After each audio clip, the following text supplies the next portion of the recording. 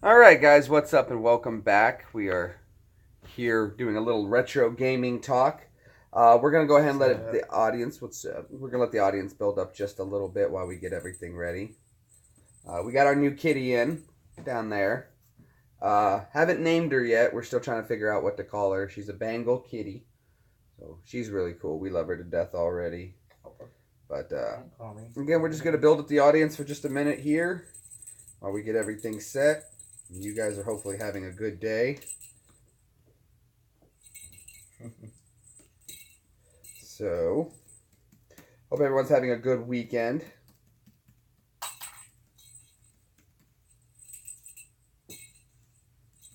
We know we are. We're getting ready to talk some game talk here, some retro gaming. We've done retro gaming before, but Jaden, this is my nephew, and Jaden, you haven't played a lot of retro gaming before. No. Peanut, quiet.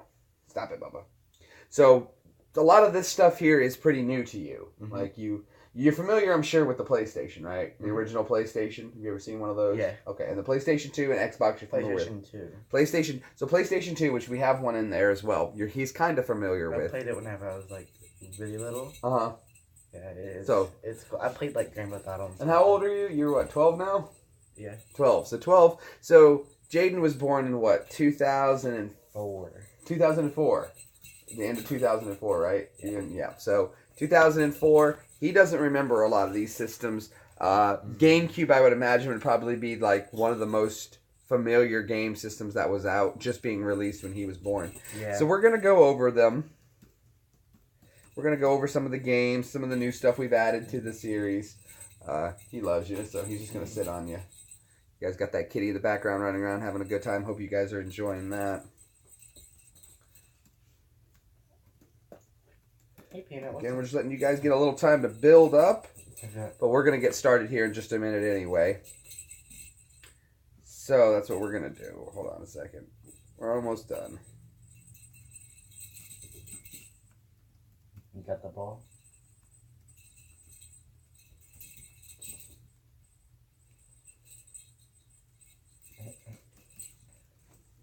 I feel like it keeps moving. All right, so we got that set to go. What Peanut? What Peanut? What do you want? Okay. What do you want? So Jaden, where should we start with the oldest first? Yes. Do me a favor. It's actually right up top over there. Grab that for me. You see that console to the right, the gray thing on the right? There you go. Grab that. Okay. All right, old Nintendo. Now, again, you guys have seen you guys have seen the top-loading Nintendo. Jaden, have you ever seen a top-loading Nintendo? Besides mine? No. Okay. So, what had happened was, Jaden, do you know the story behind the top-loading Nintendo? Peanut, go to your kennel. Come on, man. If you're going to whine like this, you can't be in the video. Alright, cool. So, top-loading Nintendo, again, was released in 1994. It came out one time. So, this is 10 years older than you, this exact console. Yeah. Okay, so and you can look on the back and you can see when it was released. Where is it? Copyright 1993, and it sold for 1 year. This system, but it is an original Nintendo. So if you guys are saying, "Oh, is that a Super Nintendo or something?" No, it is not one of those Retron systems or Duo systems. It is a Nintendo system. It's just an upgraded version that they made for 1 year, but it turned out to be a more rare Nintendo system. So you're familiar with that one. And then, of course, the games, man. So Dr. Mario was one of my favorite games as a kid. You ever heard of it? Yeah. You've heard of Dr. Mario? Yeah. Oh, that's awesome. They brought it into the 2016. So. Oh, they did? Really? So it's on Wii or something? Yeah. Oh, okay. See, I didn't know that, guys. It's good to know. So Dr. Mario, you guys familiar with the Wii should know about Dr. Mario. Yeah, millennials. Yeah, you millennials. Let's bust out all the Nintendo games. Go ahead and grab one. Tell me what you think if you want to go over them and what you think of them, man. And Alright, so the first one. Games you've ever heard of, what you think they'll be like, so on and so forth. The first one, Come To. Game. What do you think about it? This looks like it should be like the Spy vs. Spy. Yeah. This looks like it should be a spy. Now, what does this say right here on it? Action series. Ooh. See, back then that was kind of like the adult label to tell you what kind of game it was like. So like your mature audience, Yeah, like 13. so That was about as best as they could do back then. So this was Wow. an action series. I kind of think the game is horrible, but I keep it around for a buddy. So that's why again we have Kong Boo. This one right here that I like, Zelda. Oh, he's got the original Zelda in the gold cart. Now, here's something cool, though, Jaden, you probably didn't know, is they make a version of that game with the gray here, Yeah. the not gold. Mm-hmm. And did you know that version is worth more than the great gold cart? Mm-hmm. You knew that? That's cool. Yeah, because I searched it up whenever we were playing. Oh, see, so he checked it out when I was playing, so he's learning stuff from hanging out with me. All right. So, again, Zelda. It's another game should we talk about. Which one do you want to check out? Let's You pull one. You don't have to pull them all. But then we also have Mario 2 here in the box. Spy versus Spy. Let's see. What can we learn about this thing? Just looking at it. Made in Japan. It's made in Japan. It's Yeah. not made in China. It's different. It's a quality seal. See if any of these other games don't have the Nintendo quality of seal mark. I think that they all should because Nintendo made a requirement. Huh? Look at all this. See, it's all got the quality seal. Uh-huh.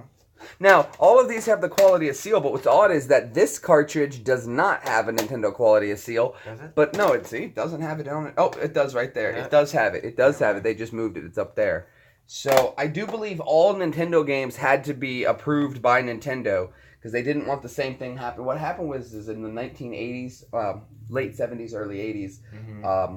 when you bought Atari games, you didn't have to be an Atari. You didn't have to be part of Atari to make Atari games. Anybody could make the games. And the problem happened is that they started making a bunch of junk games. And it overflooded the market with crappy games. And what happened is nobody wanted to buy crappy games. So Nintendo went ahead and made sure that that all their games were quality controlled before they had that special seal on them. Yeah, they had to get Nintendo's approval before they could go ahead and kick it out. So. So is that like the thing too? Like if you find one that doesn't have it, the seal on there, then you just don't get it because it's like not an official thing. It probably wouldn't work in the Nintendo because Nintendo has that you had to send it into them, and there's a special chip inside of here that if you don't have what's needed, your game won't play. So I'm betting nearly every game that you can possibly find, at least original, there are probably some new games out there people have made that won't have it, but yeah, for the most part, every game should have a Nintendo quality of seal on it. So that's one way to tell if you got a legit game or a copy, too. All right. What's another game you want to take a look at? Or we'll go over. We'll talk a little bit about. Top Gun, I got 2 copies of that. You got a copy over there? Ooh, this looks like this. This looks like it has been made by the same company. Well, that was probably directly made from Nintendo. The Nintendo This is a laser gun series? Yeah, this one had to use the Zapper. Are you familiar with what the Zapper is? No. The Zapper was one of the first light guns. So you could point at the screen and you shoot ducks. That's nice. So that would actually plug into this system and you'd be able to hook it up on the screen. Problem is though, is these type of TVs don't do well with that because the way the light gun worked is that when you squeeze the trigger, it would blank out the whole screen, go black for just a second. And wherever you squeeze the trigger, it would make a light point, a square would appear. Uh-huh. And that's where your gun was pointed. If the character you needed to hit was within that square, you got a hit. But since these TVs can't really blank out like that, it has a little more trouble. So you really kind of need an old school TV, one of the big ones. Very interesting. It is. This game, though, I went ahead and picked this one up for one reason, is that back in the day, when Nintendo first came out in America, they released this game with Mario Brother and Duck Hunt all on the same cartridge. Nice. So you could have 2 games in one, but I'd very rarely seen just Duck Hunt, guys. So I went ahead and bought just the Duck Hunt so that I would have it. I don't have a light gun for it. I mean, I can go pick one up. They're pretty cheap, easy to get a hold of. But it was just rare to find a game like just Duck Hunt, so I went ahead and picked it up. Not super expensive, just rare to see in the wild. Alright, next game that I want to try out is Fester. Fester's Quest. Fester's Quest. Do you know who Fester is? No. Do you remember the Addams Family? You know who they are? Mm-mm. Oh, I'm sorry. I know they're dun dun dun dun. Dun-dun-dun-dun. Dun-dun-dun-dun.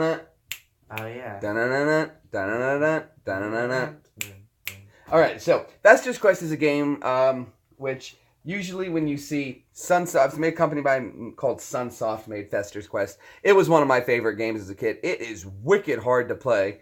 It is very unforgiving. It's unlimited continues, but every time you die, you start all the way back at the beginning. You get to keep your equipment you have, but you start all the way back at the beginning. And you're like, oh, that's not so bad. It is a long way. A long way. But your Uncle Fester, the whole family's been being invaded by aliens of some sort, and you have to go around and basically fight the aliens, which has nothing to do with Adam's family whatsoever. So is this Adam's Family a TV series or something? It was a TV series that used to be an old black and white TV show in the early 60s and 70s. And then it was adapted into a few movies, Adam's Family and Adam's Family Values. So it was 2 movies. They had a cartoon series, I believe, on Saturday morning cartoons when I was a kid. So it's just been, the Addams Family has been around for years and years and years. Very much up there like the Munsters. Nice. So, the Munsters. I might want to play that one later. We may want to play that one later. Okay, cool. Well, we can keep talking about some more Nintendo games. We can move to another system, or we can keep going through what I got. I have more games, but these are the ones that are in my collection. I think. See, I got 2 copies of Top Gun and Top Gun. I bought a lot of copies of Top Gun. I think might want to move on. You want to move on to another system? Okay, we'll move on. I want to move on then. Let's move over. We're going to stick with Nintendo since we're in that market right now. And of course you guys are familiar with the Game Boy, the original Game Boy. Look at that. Now, we were checking out this Game Boy. Where you going, bro? Games. I got him over here.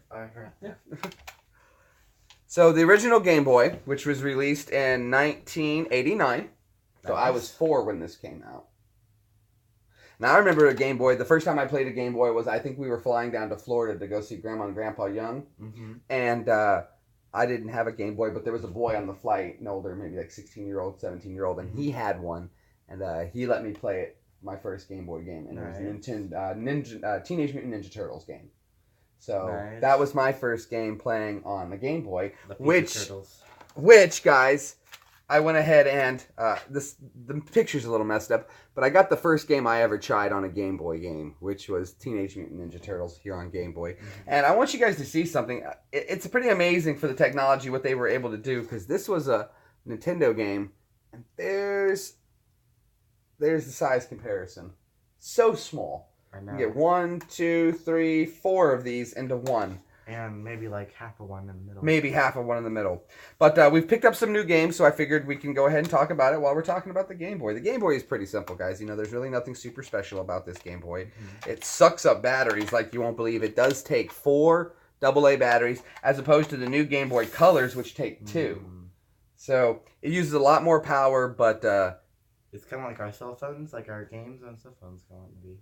I think the games on cell phones are a lot better than the quality on these things, but our phones still use a lot of battery to use these games, so yeah, giving a comparison to absolutely.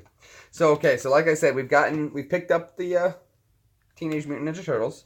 Jane, here you go and you introduce the games for us. All right, first one, Pokemon Blue. The first 3 games released in America were Pokemon Blue, Pokemon Red, and later to be released would be Pokemon Yellow. In Japan, they did not get a Pokemon Blue. Wow. They got Pokemon Green. Yeah, I've heard there's a lot of versions of Pokemon. Which is, the original 3 in Japan was released Green, Red, and Blue. Or Green, Red, Yellow. In America, we got Blue, Red, and Yellow. So they didn't get... So if you actually just opened up a Pokemon Green cartridge from Japan, it's Pokemon Blue. Down to everything. It's the exact same game. But they got a green cartridge. And the nice thing, too, about this, though, is this Game Boy has no region lock on it. So any Game Boy game that you can put into this will play a Game Boy game. So that's just something cool about that. But, yeah, there's Pokemon Blue. All right. Next one, we have... Mortal Kombat, guys. Absolutely horrible to play on the Game Boy. It's terrible. You can't. I don't know how you can fight on that. I have no idea. No idea whatsoever. Wow. All right. Next one. Here, pass it over. Mortal Kombat. Slide them aside so we know when we're going through them. All right. What you got next? Donkey Kong. Now, This is the original Donkey Kong, guys. The one where, you know, wonka, wonka, wonka, wonka, wonka, wonka, wonka, wonka. If you guys know anything about Donkey Kong, it's that. But it's got a little more updated levels to it. It's a little more complicated. They've added a few more game modes into it. And it does say it's got the Nintendo quality seal on it as well. Mm-hmm. It's rated K to A, which is kids to adult. And it's got the Game Boy Game Pack, made for the Game Boy Game Pack. So if you guys check that out, look at that. Donkey Kong. How about that? That is really nice. And boy, this camera really captures it well. Very happy with it. What we got next up, boss? We have Mega Man. Mega Man! And this is actually, I believe, a Mega Man Revenge, Dr. Wily's Revenge. Is it? It should be. Yep, Dr. Wily's Revenge. Dr. Wily's Revenge. Go ahead and check that out. Look at that. So, that was an awesome one to find.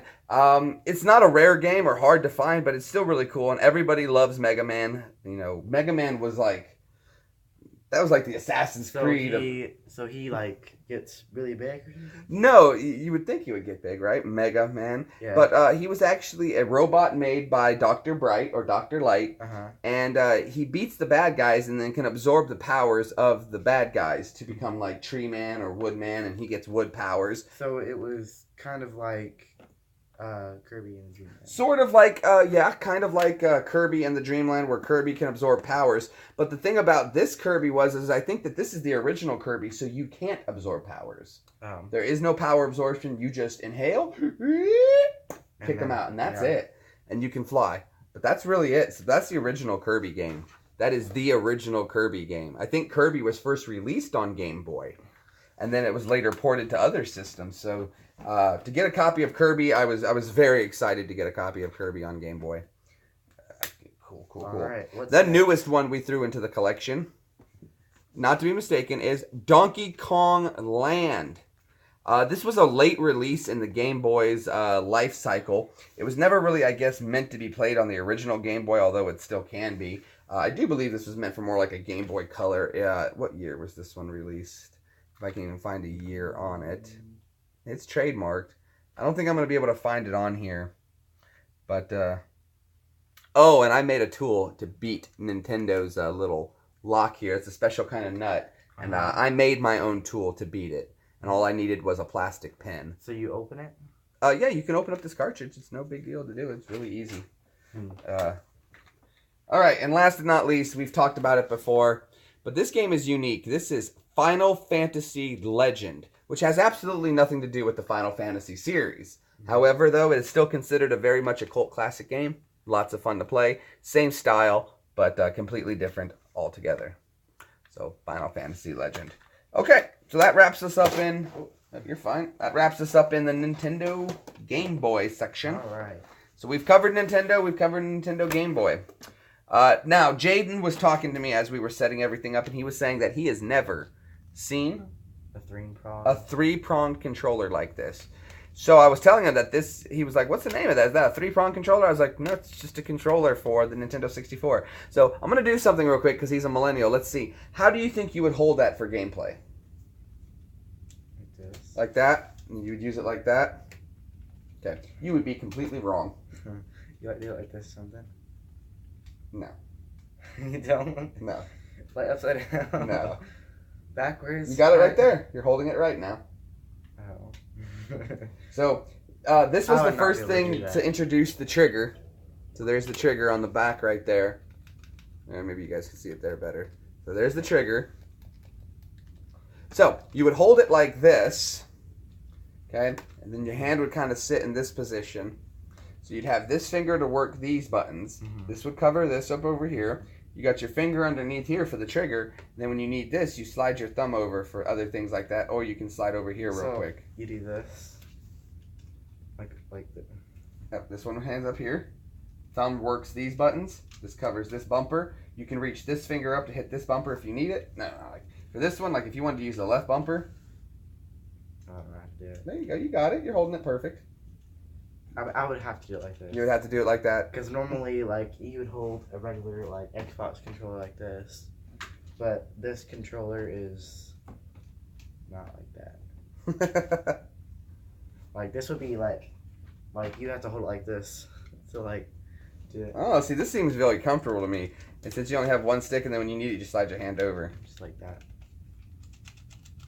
You never really used the left bumper a whole lot. So then you would just not have to use that? Nope.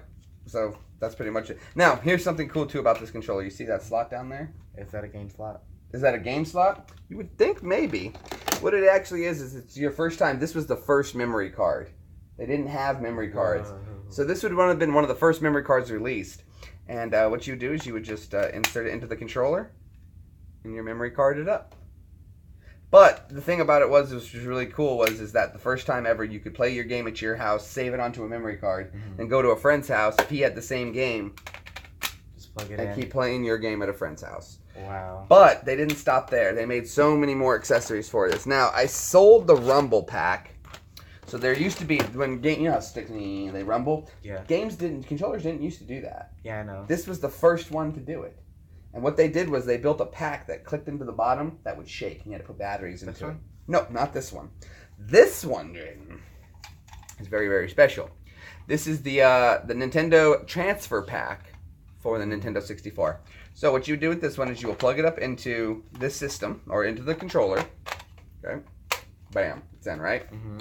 Now you're thinking, well, what do you do with that now? I don't know. Okay, I'm going to show you. Let's see. For that, we're going to need a Nintendo 64 game. Pokemon Stadium, right? Mm-hmm. Okay. What do you think goes in there now?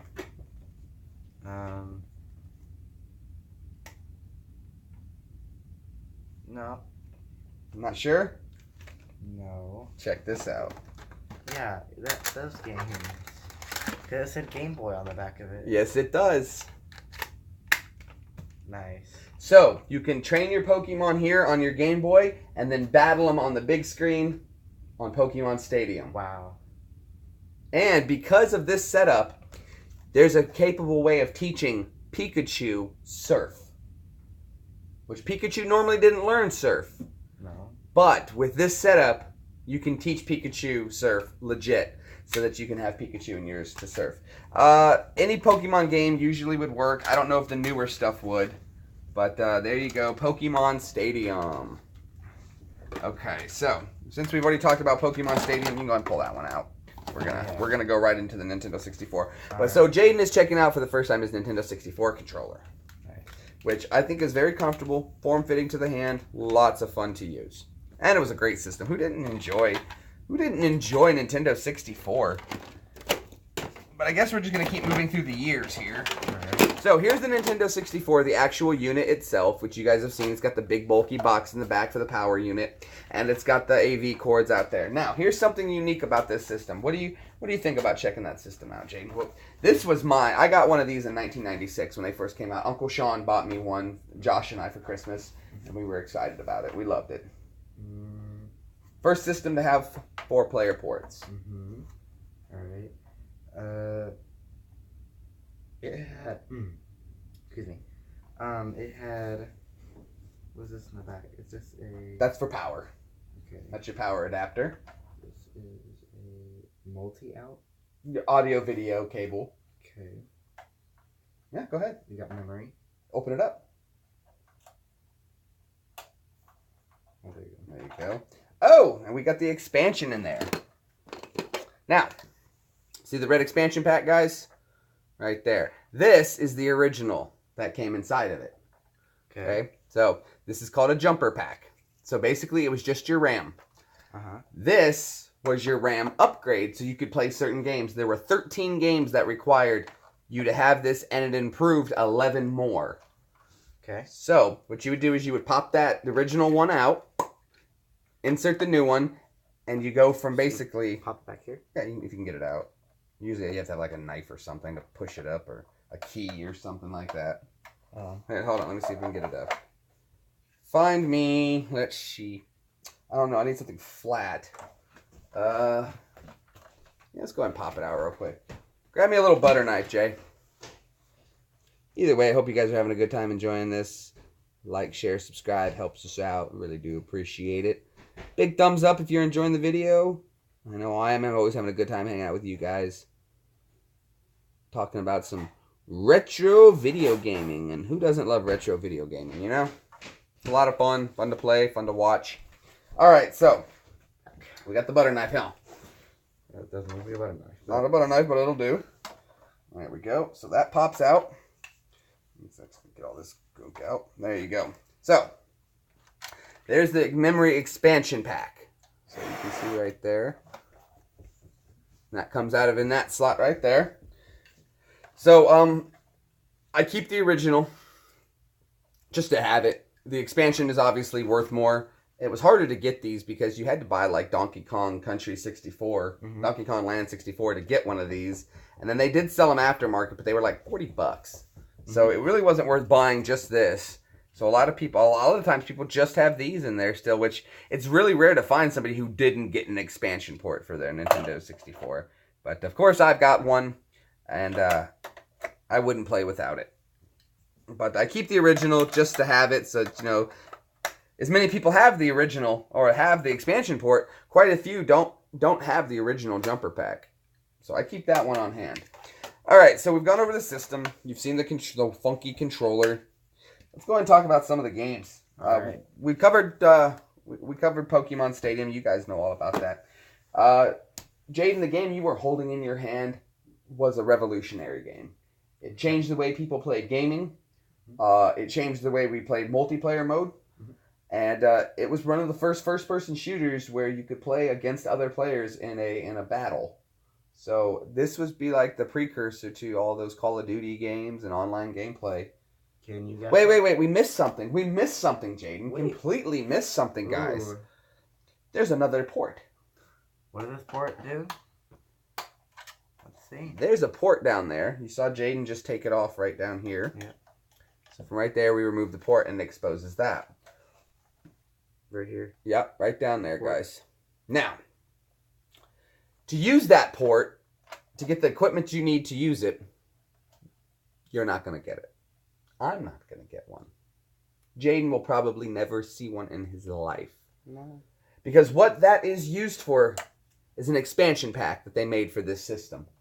It was called the Nintendo 64 DD, disk drive, which made a gaming system very similar to a zip drive that would plug into the bottom of this. And if you flip it on the bottom, Jay, and see all the holes? Take a look, man. Take a look. Take a look. Take a look, dude.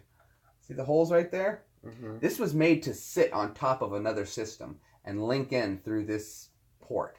And then you'd play disc games in it instead of playing... Well, how come they're so rare? They're so rare because they were only released in Japan, and they were never commercially released, which means they only made a few of them, and then they said, "No, we're not going to do this," and they canceled the project. So they're like a discharge or whatever it's called, it's an add-on. Yeah, it's an add-on. Problem is though, is they didn't make a lot of them. If you want to buy one of the add-ons, you're looking at about $1,800. That's a lot of money. That's why I'm not going to buy one, and there's only 2 games. That's it. So if you buy it, it's very rare for people to have them. There are some people out there who do. Metal Jesus has one. He does a lot of retro gaming stuff. So you know who Metal Jesus is? No, if you guys don't know, go check out Metal Jesus. He does a bunch of other retro gaming. And see, he's lucky. He's over here kicking my stuff. But the nice part is that it's retro and it can take the abuse. These new games will just crack. Okay, so now we're maybe ready to move on to actually talking about. I can tell you an actual story. You might have known that these big things, and let's get out here. So you can tell like a really big difference. I mean, yeah, but these games are more flimsier, whether these games are more heavy duty. Oh yeah. So if you drop this game on the floor like this way maybe, and this game can just go break in 2 seconds. Yeah. But I mean, the only inconvenience is that this can be carried in a thing we now call a case, a disc case. Well, they had cases for these. So like when I was a kid, the way a game was mostly sitting would be sitting like this in someone's setup. Yeah, you'd have your book in your case. And, oops. see, look at you. Look at you. Here, slow it down. Take your time. All right, so see, millennials, they're rushing through everything in a hurry, hurry, hurry.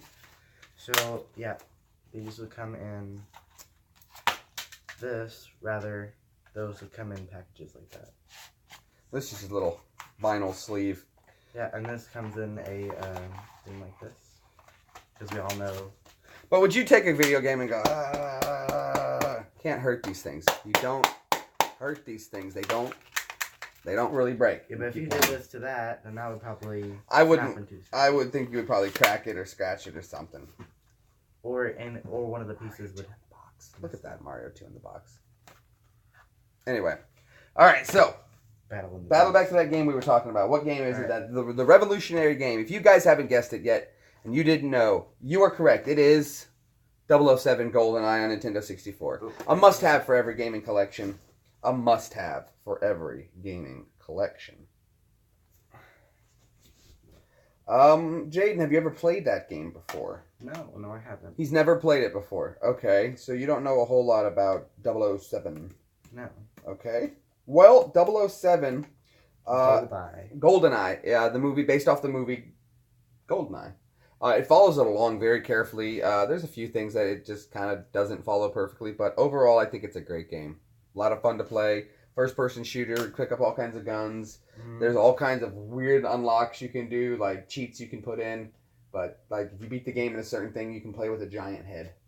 Everyone will have a giant head. There's so many ways to earn so many different things like that. They do that now. Yeah, they do that now. Oh, they do now? Well, yeah, like lots of cheats on the GoldenEye. GoldenEye, though, guys, I got a copy of GoldenEye when it first came out. We had just moved back here to Tennessee. Super fun game to play. Me and my brother had it on Nintendo 64. We love to play it. All right. Now, one of my games that I do love playing is Zelda. This is the Ocarina of Time. Ocarina of Time, and it is. Well, I mean, you can tell the difference. Zelda. Which is weird, too, because think about this, though. It's called The Legend of Zelda, right? Mm-hmm. Do you play as Zelda? No. No. You play as Link. Yeah. So, if you want to ever play as Zelda, you'd have to go buy a whole nother gaming console. For what reason? There is one gaming console out there where Nintendo partnered up with a third-party vendor to make a whole new console. And then Nintendo decided they didn't want to make that console, but they'd already signed over the licensing rights to do so. Mm-hmm. So Nintendo pulled out, and Panasonic, you know who Panasonic is? They make stereos. Panasonic radio? Okay. Well, they're an electronic company, and they made their own Nintendo version of Mario and Zelda. They made like 2 or 3 Zelda games. Absolutely horrible. Horrible games. Yeah, Nintendo tried to bury that for years. Nintendo has its own games, and if it doesn't like those games, it will bury it. For real. Yeah. It was a terrible game, though, guys. If you guys have never seen it, it was an absolute horrible gaming system. Move on. Pick another game out and let's talk about it a little bit. This one starts with an S and ends with a 4. Well, 64. Oh, hey, 64. Valix, how are you, buddy? Glad to have you joining us. Thanks for stopping by and saying hi. You didn't guess it? It is Star Fox 64. The original Star Fox first released on the Super NES. That'd be the Super Nintendo. It was an amazing game. The cartridge actually had a memory expandable upgrade in it so that you could play it on the SNES. Star Fox 64 was the first to offer also a 4-player battle mode. I still think Star Fox 64 is one of the coolest games ever released on the Nintendo 64. It's so much fun to play. It's still hard to play. There's multiple options to do. There's all kinds of stuff. Alright. But, as an overall, it's a really fun game. Love to play it. You guys check it out, too. Not a whole lot to say on it. It's just a really great game. It's one of those games that where everyone knows about, but everyone knows about. Yeah. Alright, next game. This has skydiving in it. And it has wings in it. So, if you didn't guess it, it is Pilot Wings 64. Now, you millennials might be familiar with Pilot Wings. I do believe they released a version on Wii called Pilot Wings Relaunched. No, I don't know that. Well, there is. There's an updated one on the Wii. But it's called Pilot. It might be on the DS. The Wii or the Wii U? It could be the Wii U. I could be wrong. But I know there's a new version of one of them out there about Pilot Wings. Pilot Wings, again, was released on SNES. It was a great game. Lots of fun. I enjoyed playing the original version a lot. But do me a favor, go dim that light just a little bit over there. We're kind of putting a lot of glare sitting right over here. Right there, the dimmer. Halfway. Maybe a little less. Just bring it down just a tad. Right there. Perfect. That's much better, guys. I think so. We got that shadow gone. I think we were just overexposing it too much. But not anymore. We got that fixed. So Pilot Wings, you just do a lot of different stuff. You go around flying different types of vehicles, trying different stuff out.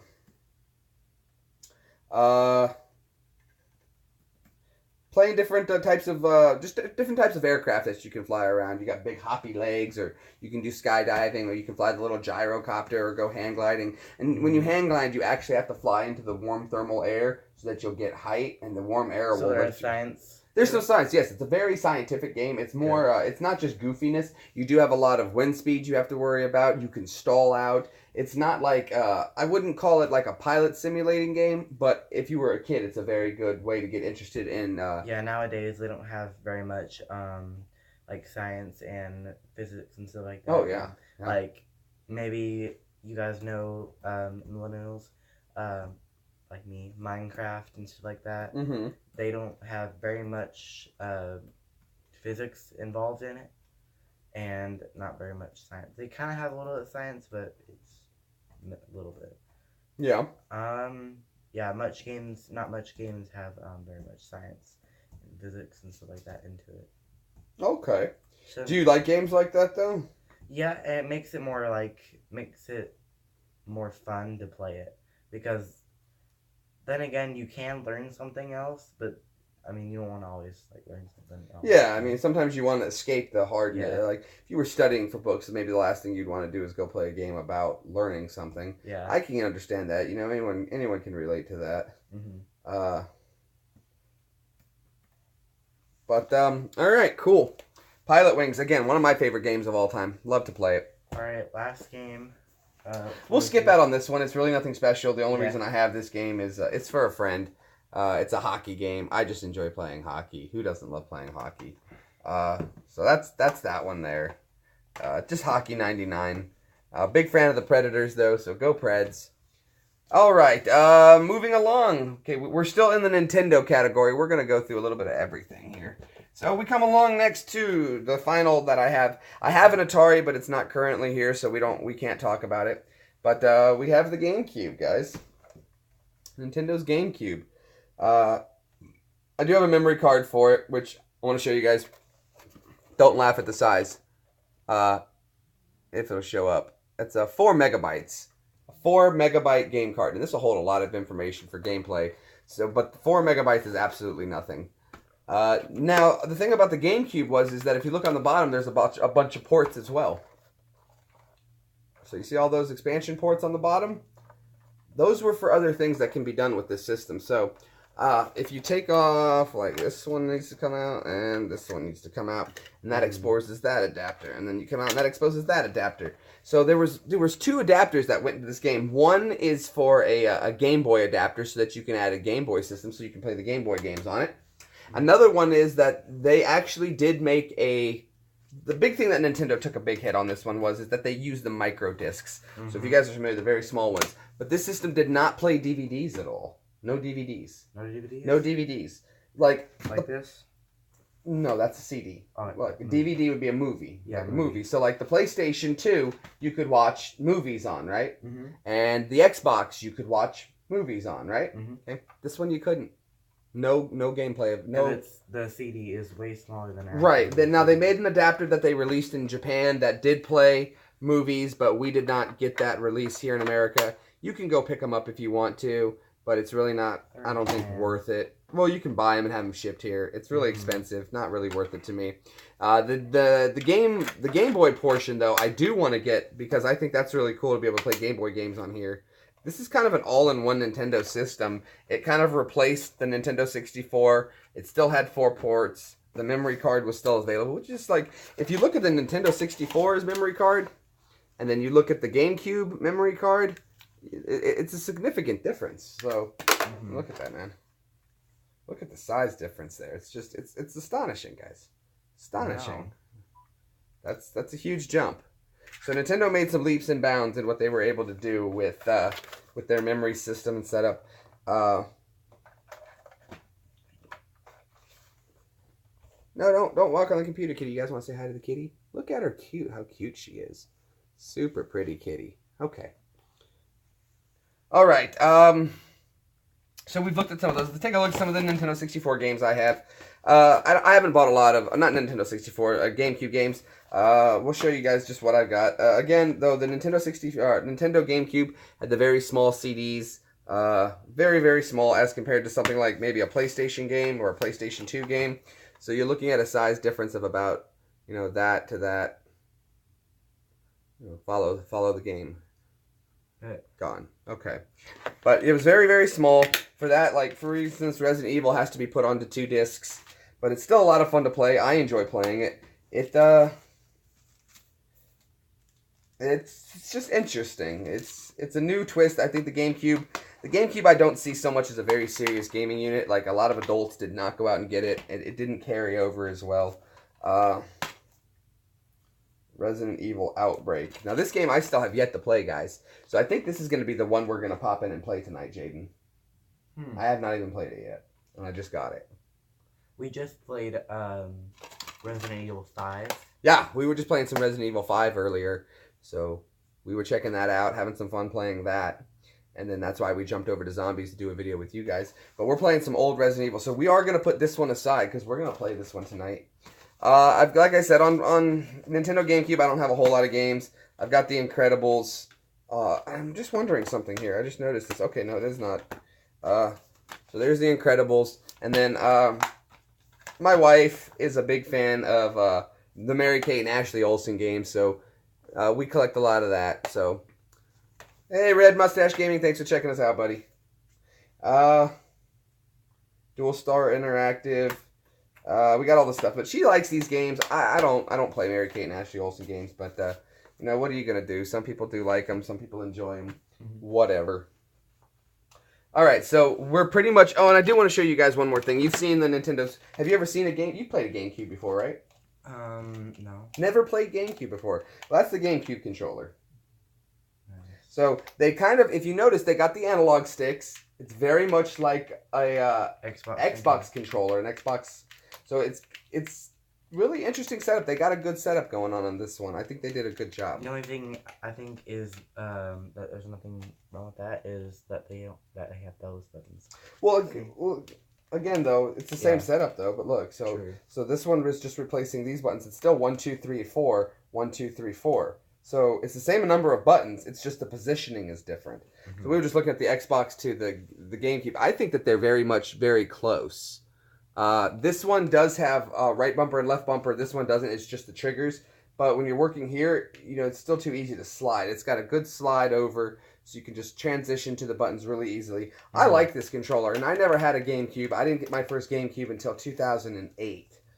But I think it's a great system, a wonderful controller. They really went all out with it.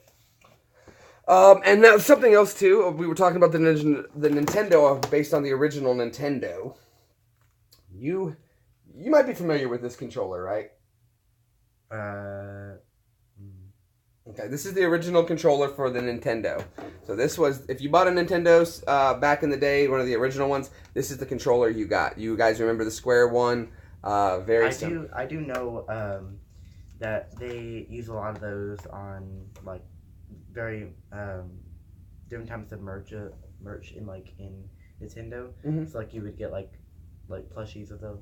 Oh yeah, like Nintendo merchandise.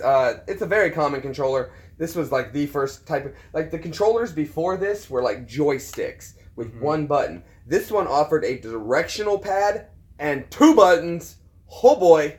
Plus start and select. So that was a very interesting thing to see. Everybody was really excited about it. But, Jaden, this, my friend, is called the Bone controller. This was only released with this unit here. So the colors kind of match really nicely.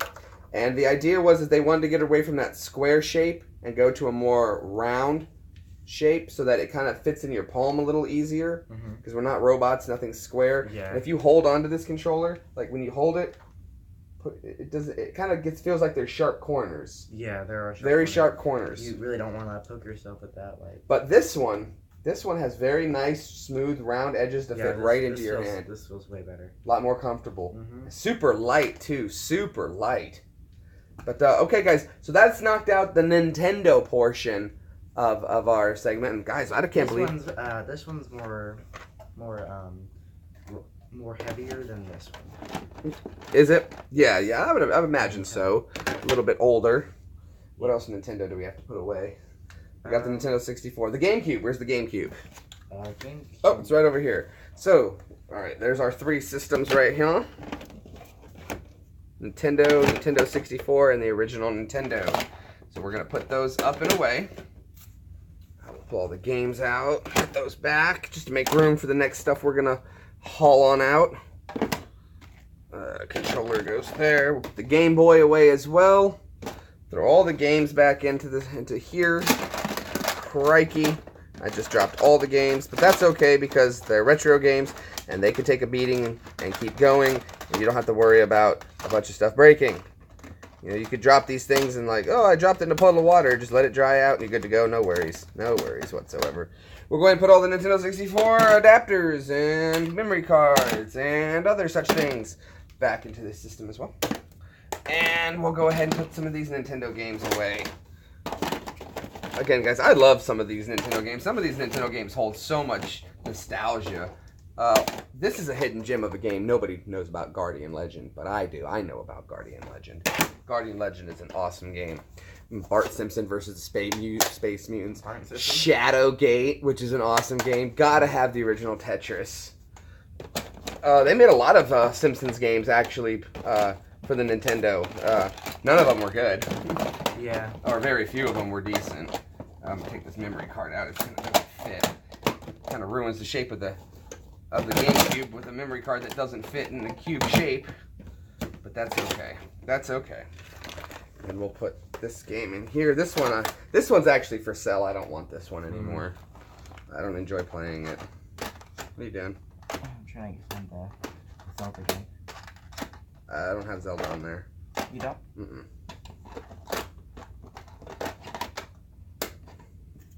I forgot, yeah, I don't have it. Okay, so we've got the Nintendo box cleaned up. All the Nintendo stuff almost all put away. Okay, and controllers. So, that is the Nintendo case. Done. Alright, guys. Well, so we went ahead and we ran through the Nintendo. Alright, let's go ahead and we're gonna backtrack it just a little bit. We're gonna go back into the past a little farther with the gaming stuff. And we're gonna bring out we'll bring out the Atari. Atari. Now, you've seen the one that I gave to Nana, right?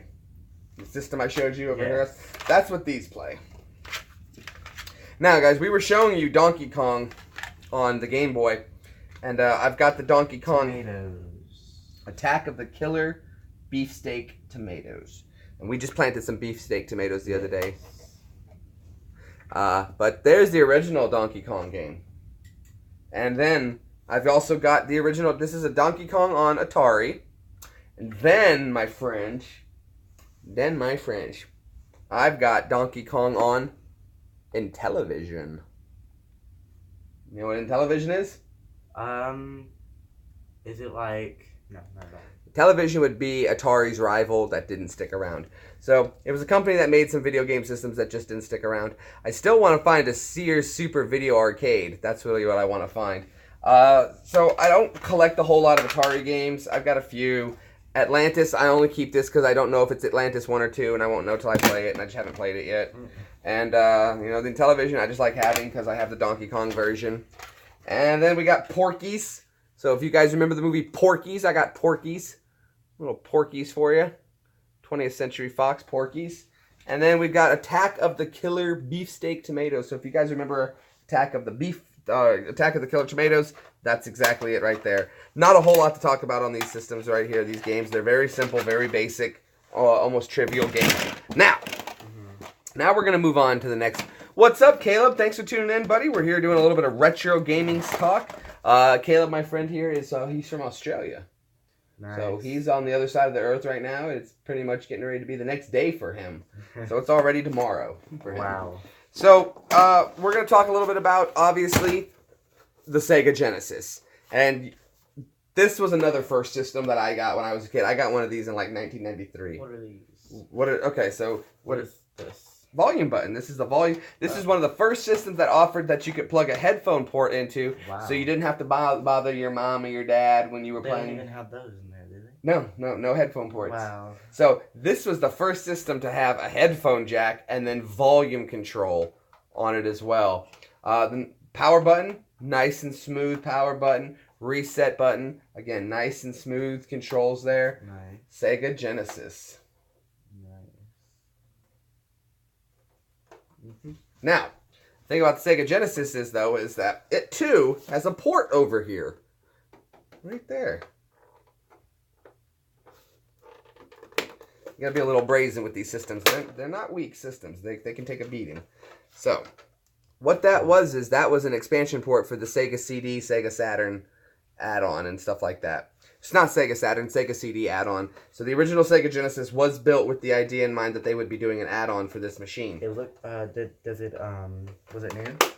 What new? This. Like, is this new because it has a cover on it? No, I don't understand what you mean by new. The cover. No, the cover's not new. It came as part of the system. Yeah. So this was all built. You got the system like this, but nobody knew there was going to be an add-on when you bought this. No, nobody knew. Nobody knew yet. It wasn't released yet. But this was the first model Sega Genesis they made with the round bit here, 16-bit graphics. You can slide the 32X in here to upgrade it up to 32. Now, moving on. So they released the Sega Genesis model, which, everyone had a great time with. Then they went ahead and came out with the Sega Genesis 2 model, which again has that same port cover that goes right there and it's covered. I just don't have the cover for this one, which cheesed me off a little bit. And that's the reason I got this one third and this one last. So when I bought my retro gaming systems back, okay, we'll go ahead and just let you guys see too. So there's the Sega Genesis 3, a Sega Genesis 2, and a Sega Genesis 1. So 1, 2, and 3, all these Sega Genesis. There, we'll scoot this way. There we go. So Sega Genesis 1, 2, and 3. Now, the order in which I bought these were 1, 2, and 3. So, this model, though, isn't actually a real Sega Genesis model. It's actually made by a third-party company that made it, so it doesn't run all the add-ons and stuff like that. And when you say add-ons, you're like, what else are you talking about, add-ons? I also have a Game Genie for Sega Genesis. What this does is allows you to hack into the game and, upgrade your life, max weapons, and everything like that. Mm-hmm. However, though, this system, it does fit into it. No problem, it fits. But it does not have the hardware inside to work. So what happens with that Game Genie? Did you just play the game? Or? Nothing happens. When you put it on with this thing, nothing happens. So I was very disappointed that I had this one and it wouldn't work with the Game Genie, so I went out and I got this one. And this one will work with the Game Genie, so what you'll do is you'll put a Game Genie game in, or a game in, and then you'll find whatever game you want, and you'll plug it into the top, and then you'll turn it on over here, and then you'll be able to access codes and stuff like that and change whatever you'd like to change. So if you want infinite lives, start on a different level. So, yeah. That's cool. Yeah, so it's kind of like being able to hack into systems before hacking was a thing. So, Game Genie was originally made for Nintendo. There was a huge argument about it. So it was like they were letting you to hack. Yeah, they were encouraging you. There was a whole lawsuit over it. Nintendo actually sued the company who made this Game Genie, which is a company called Galoob. So Galoob made Game Genie, and they originally made it for the Nintendo, and like I said, they got sued. And Nintendo lost the suit, and they said that it was not against violating any company rights to do so. So yeah, you can go put it in, man. Put a slider in. Just click it down. There you go. And Those work. Huh. So again, all three models of Sega. Again, the Sega 3 I'm not too huge on. I have two of these actually. So one is for my buddy Brad out there. You guys know who Brad is. He's going to get one of these systems. But for now, we're just hanging on to it for him. So, let's move into some of the games I have. Now, you guys saw the Game Genie, which works with all the systems and everything like that. I don't have a lot of games that I collected for it. I'm just trying to remember quite a few of the ones that I did like as a kid. And I've collected most of them. Not all of them, by any means. But Sega games are getting a little harder to find these days, especially if you're looking for a specific one that you want. So for right now, we'll go over some of the games that I enjoyed as a kid.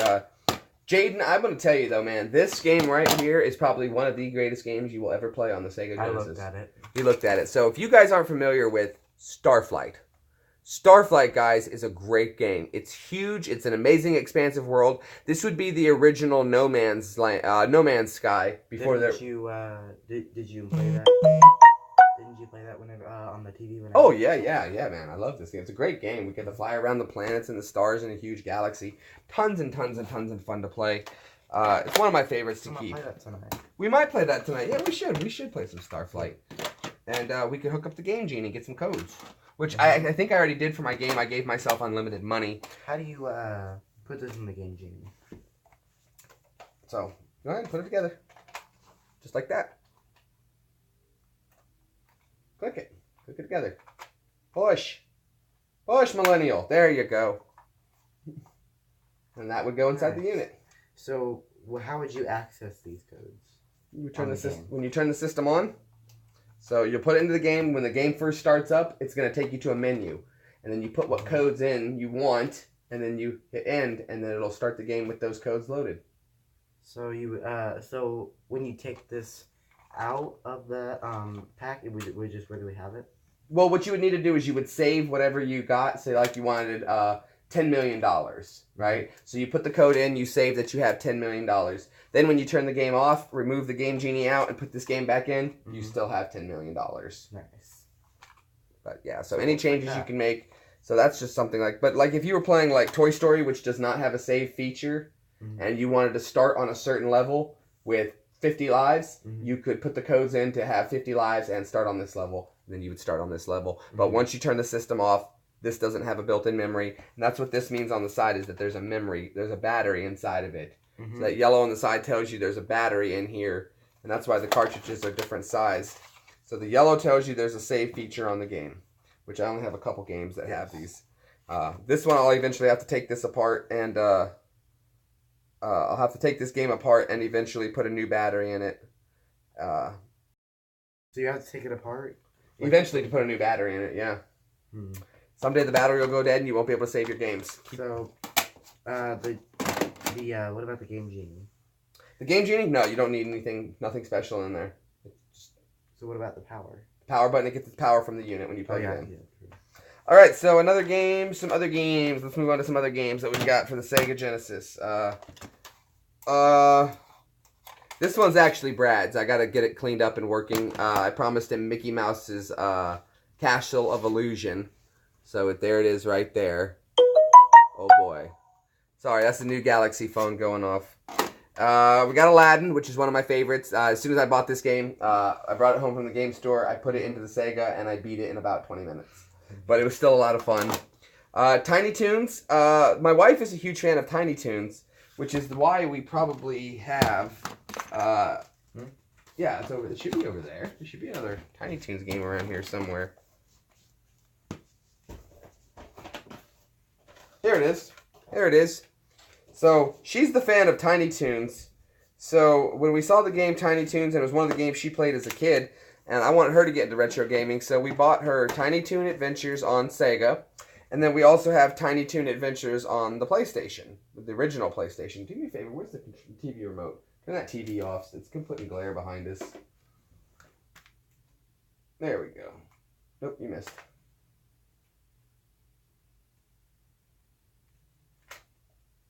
Let me see. Sorry, it wants to be stupid. There we go. There we go. Much better, guys. So, like I said, so we've got Tiny Toons for Sega and Tiny Toons for PlayStation. So, very fun. Lots of fun to play. Lots and lots of fun to play. Well, kind of. I don't know why that one's in there. I think I'm selling this one. It's just from golf game. Stupid golf game. I guess got this one. Star Trek Next Generation. Yeah, Star Trek. Lots of fun game to play. Tons of stuff to do. Walk around, be all Kirk, Picard, Data, all that good stuff. I like Star Trek and Star Wars, so whatever. I've got The Little Mermaid. on Sega as well. What is giving that bad lighting? There we go. So we've got that as well. It still is up there. It's fine. Nothing you can do about that. So we got that right there. Little Mermaid on Sega Genesis. Absolutely horrible game. I'm still not sure how in the world. No, it's not going to affect anything. It's just reflecting off of some lighting somewhere. The camera. Yeah, probably. But it's an okay game to play. Nothing super fun about it.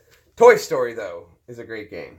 No, see, it's just when you tilt down. There's nothing you can... I think it's just the light reflecting off the screen, where the screen's blue light. Mm-hmm. You can turn that blue lighting off, but no, we're not going to mess with it. Mm-hmm. But, so Toy Story is a fun game to play. Love playing it. Tons of different levels to go to. Tons of different stuff to do. Mm-hmm. It's actually kind of a difficult game to play and beat. So if you guys are looking for a challenging game in the Sega Genesis, fun, challenging but fun, I would definitely recommend Toy Story. All right. I guess since we're going to keep it the Disney theme, we've got The Jungle Book. So, a little bit of Mowgli there. I've actually haven't played this game at all yet. So, I don't know what to tell you about it. It is made by Virgin, so that's a really cool Virgin Interactive Entertainment.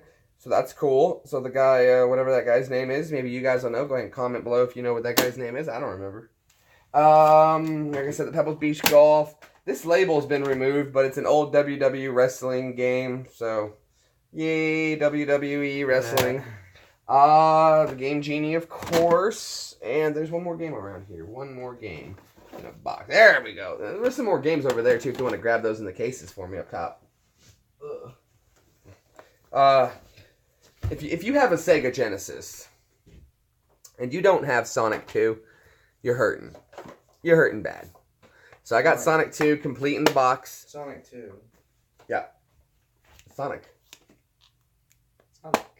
2. Cool. Sonic the Hedgehog. Sonic the Hedgehog, absolutely. We got the book to go with it as well. You got to have the book to go with it. And then this is something I think is really cool. Is I've got the poster that came with it when you first bought it. And I always like pulling this out to show people. Little Jurassic Park. Oh, gosh. But then it's also got a bunch of games on the back. So when you got posters, it would be... So remember the thing I was telling you about, that Sega CD add-on? That's what it would look like right there. That's nice. See how it mounts to the board? If you guys remember, we were showing you that part. So that's what a Sega CD would look like right there to mount to it. Now here's something interesting too. So the Game Gear was their handheld version, right? Plus the Sega Nomad, which they made later. But see this thing called the TV tuner? So you could watch TV on your Game Gear. Do you know right there. What those are? Huh? Do you know where it was made in? What, the tuner? Yes. Sega was made in Japan, or Sega of America. Problem is, though, is that... Why is it that every other game is made in China now than made in Japan? Just who took over the manufacturing.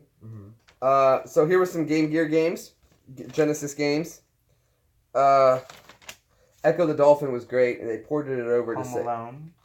Now look, see though, here, look at this. Oh, Home Alone, yeah, Home Alone was a great game. Jurassic Park was fun.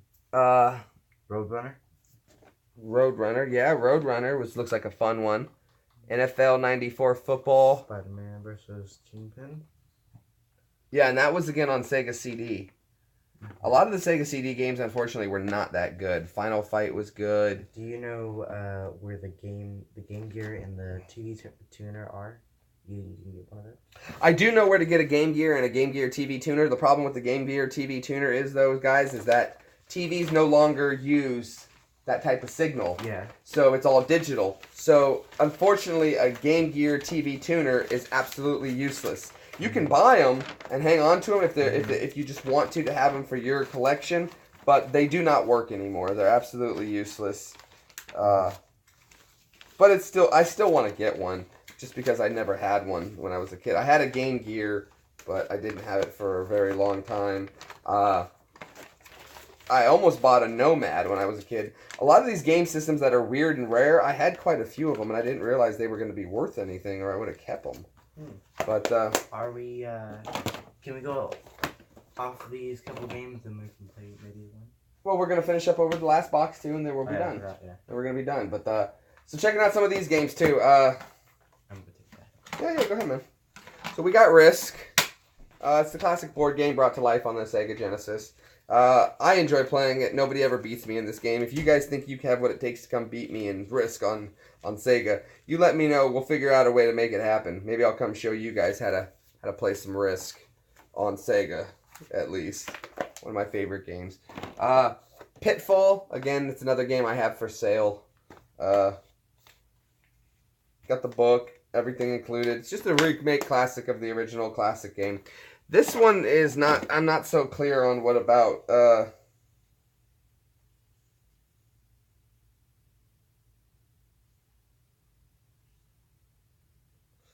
This was a game made in 1992.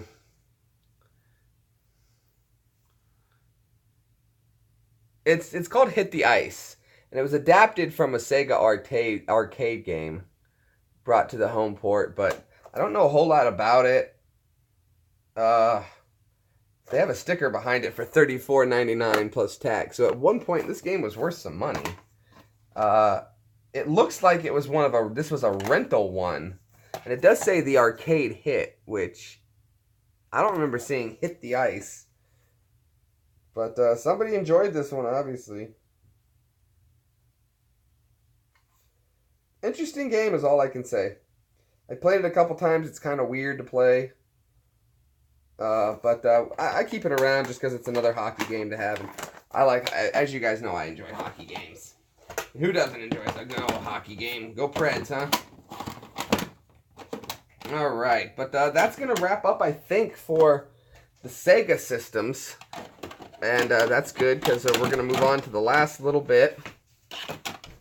And we're going to give... so we got that there. That's there. We went ahead and talked about Tiny Teens. Leave this aside over here. Alright, so we've got the last box of my retro gaming stuff to go over.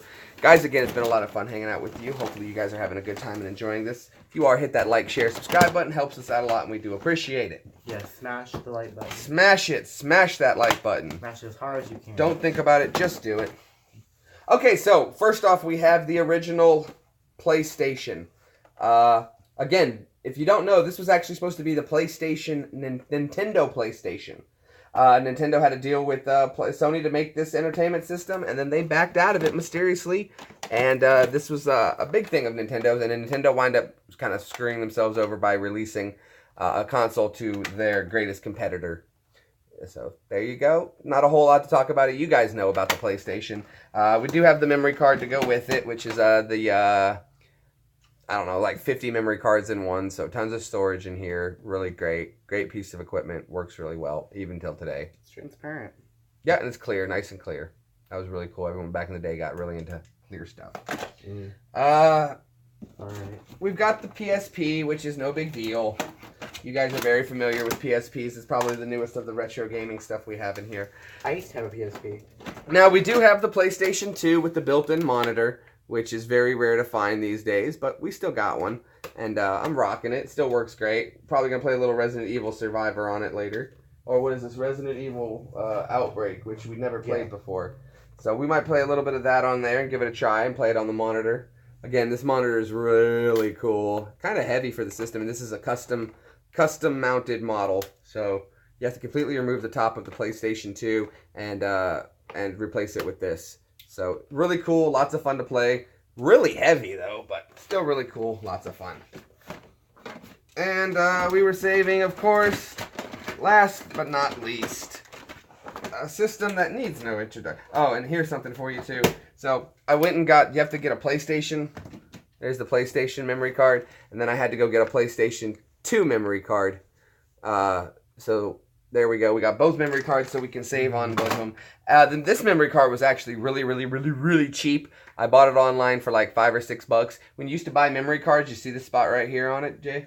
Mm-hmm. That was so that you could write what game was labeled on here. They came with stickers, so you'd sticker on here. Mm-hmm. Zelda, Sega, whatever game you were playing, you could write it on your memory card. That's nice. Yeah, so it was a little convenient little thing. And we got the cords we need. They actually thought of the person that did it. They thought ahead of it. Yeah, they did.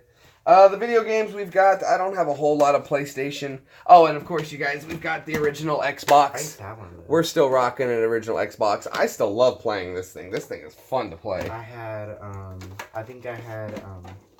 who was that? That fox. It was a fox, I think. Was it? That fox.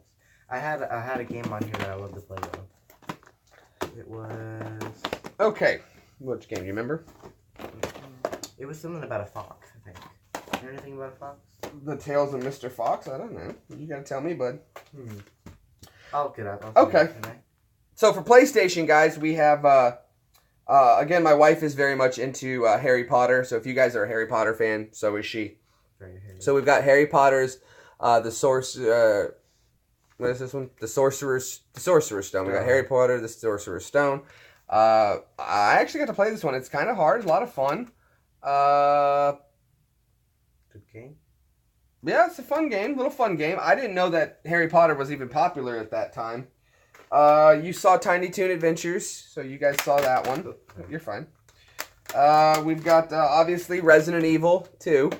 What does this say? Win a part in the movie or other great prizes. Right. Yeah. So this is when they was first getting ready to film the movie Resident Evil. Win a part in the movie. Yeah. I don't know who the guy was who won a part in the movie. If you guys know who won that contest, that's right. Let me know, because I wasn't sure I bet it was just somebody who was a zombie. They got to be one of the zombies in it probably. So if you guys know who won or can look up who won the contest, the Resident Evil 2 contest, and let me know, that would be really cool. Let it go in the comments below, or if you actually know somebody who won a contest for that, that would be cool too. If you're like, yeah, dude, my cousin won that.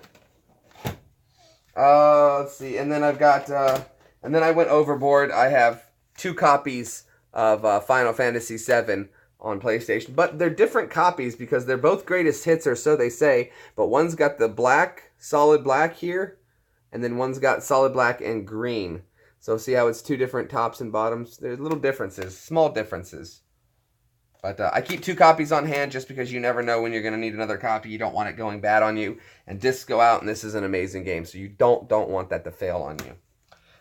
So that's for PlayStation. Let's go on to the PlayStation 2. Again, I don't have a lot of games for it. More or less just buying them up again. I've got Grand Theft Auto 3, the original Grand Theft Auto 3. Rocking on PlayStation. Lots of fun to play. Put in those codes. Blow people up. Who doesn't want to play that? Yeah. We got Harry Potter and the Chamber of Secrets on PlayStation 2. Again, this is a game for my wife. She's the one who enjoys playing these games, so I keep them around for her. And then we've got the Resident Evil, which I'd never heard of before, Resident Evil Outbreak.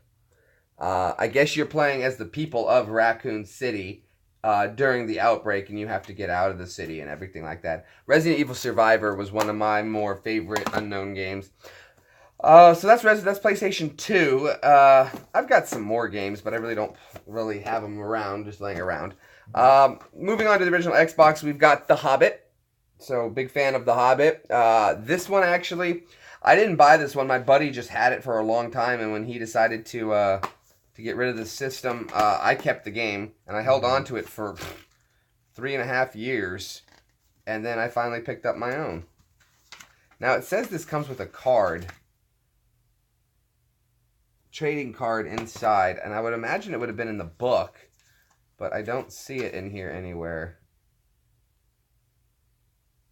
I want the trading card. I bet that card is probably hard as hell to find now that it's gone. Nope, whoever had it took the card out, and that's a shame. But so we got Lord of the Rings or The Hobbit here on Xbox. Found it. What? So the winner was George Romeo. Okay, if it was only when George Romero was going to make the movie, that's when a chance they canceled the prize after he left. Oh, okay.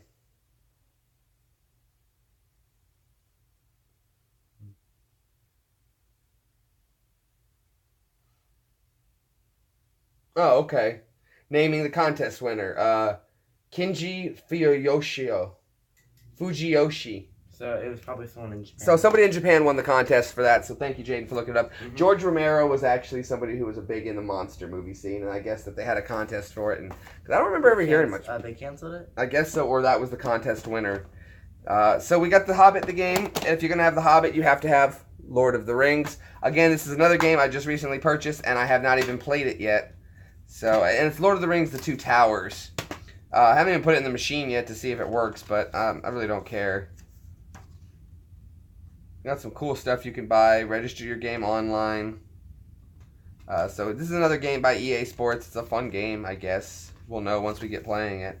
obviously, I remember people playing this back in the day, and it did really well. So, giant battles, lots of stuff like that.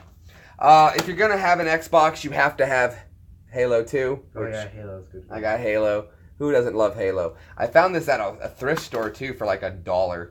Now the case is falling apart completely on me, but I got the game that works great still. Ow! What's all this stuff? Got some extras back here. Strategy guide. So they got the paperwork for the strategy guide right there. And then we've got the original book to go with it, which is cool. I still love playing this, but the controls are so funky, guys, because it's backwards, or of what I used to remember controls being. So if you're used to playing Call of Duty and then you try to play Halo, you're going to be thrown off. Thank you there, Red Mustache, for letting us know that. And then my last game is called Midtown Madness 3. It's kind of just a drive around and destroy stuff kind of game. A lot of fun just to drive around. The maps are supposed to be very accurate. You just drive around. Is it like kind of like Captain? Or is it like a racing game? It's kind of a racing game, but you don't have to actually race. You just drive around like different actual city locations. So like it's kind of like Grand Theft Auto. So like you're playing on maps that are real maps.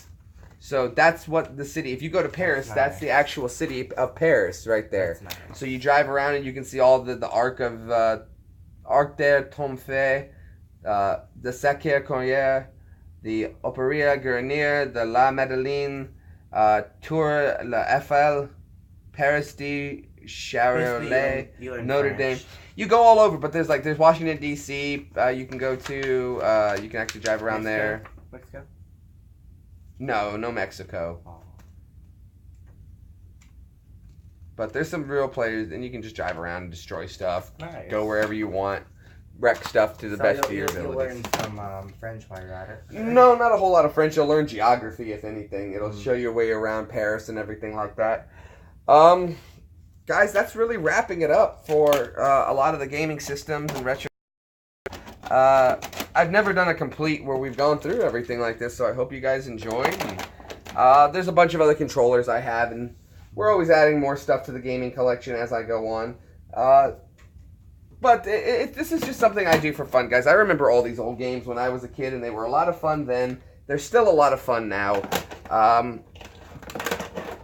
New games are great, but the older games have so much more vibrancy to them, and they're fun to play. They're fun to play. They're not enjoyable or exciting or heart-stopping, but they're fun.